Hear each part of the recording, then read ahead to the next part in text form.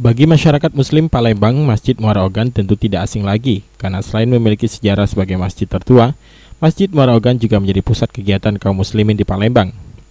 Masjid ini didirikan tahun 1871 oleh seorang ulama bangsawan bernama Masagus Haji Abdul Hamid bin Masagus Mahmud alias Kanang bin Tarudin bin Komarudin bin Raden Wirakusuma bin Raden Perak, atau biasa dipanggil Kiai Muara Ogan. Ada beberapa bagian masjid yang hingga saat ini tetap dipertahankan karena bernilai sejarah. Pengurus Masjid Kiai Muara Ogan Ismail Effendi mengatakan, meski telah direnovasi beberapa kali, namun masih ada beberapa bangunan Masjid Kiai Muara Ogan yang tetap dipertahankan.